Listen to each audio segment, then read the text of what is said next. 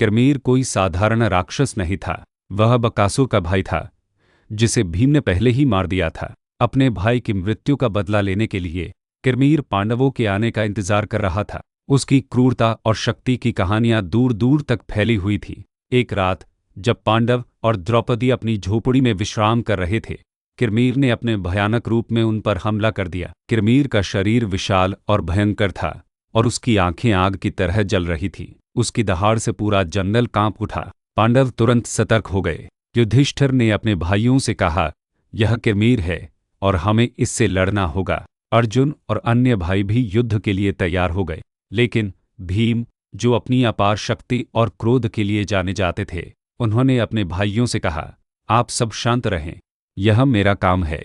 मैंने ही इसके भाई बकासुर को मारा था, इसलिए मैं ही इसका अंत करूंगा। यह कहकर भीम किरमीर के सामने आ गए। भीम और किरमीर के बीच एक भयानक युद्ध शुरू हुआ। दोनों योद्धाओं ने एक दूसरे पर बड़े बड़े पेड़ों और पत्थरों से हमला किया। किरमीर ने अपनी मायावी शक्तियों का भी प्रयोग किया, लेकिन भीम अपनी शक्ति और धैर्य से उसका सामना करते रहे। किरमीर ने एक बड़ा पत्थर उठाकर भीम पर फेंक दिया, लेकिन भीम ने उसे हवा में ही पकड़कर वापस किरमीर पर फेंक दिया। यह देखकर किरमीर क्रोध से पागल हो गया। उसने भीम पर अपनी भयानक गदा से हमला किया, लेकिन भीम ने अपने ही हाथों से उसकी गदा को तोड़ दिया। अंत में भीम ने किरमीर को पकड़ लिया और अपनी भुजाओं में कसकर उसका गला घोंट दिया। किरमीर की मृत्यु के साथ ही उस जंगल में शांति छा गई। पांडव अपने भाई भीम के पराक्रम से बहुत खुश हुए और उन्होंने अपने जीवन में एक बार फिर शांति का अनुभव किया। वनवास के इसी दौरान पांडवों को एक और महत्वपूर्ण घटना का सामना करना पड़ा।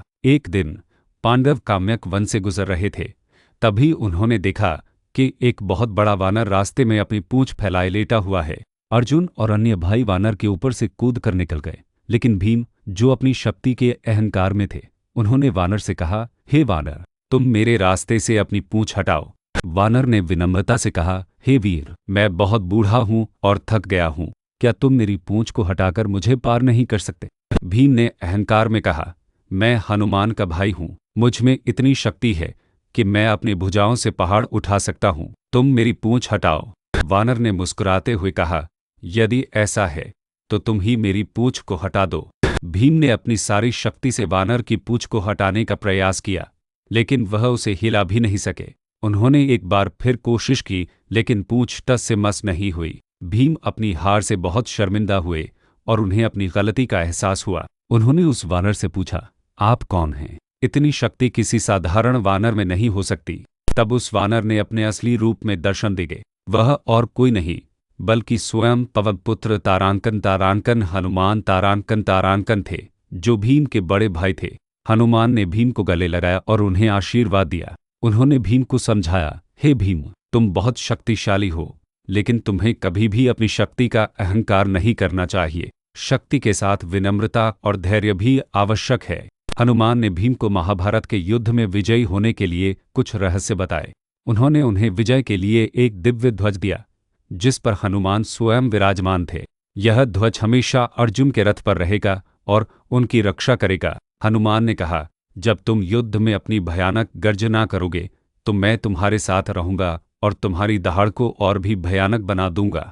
हनुमान से मिलकर भीम को आत्मज्ञान प्राप्त हुआ।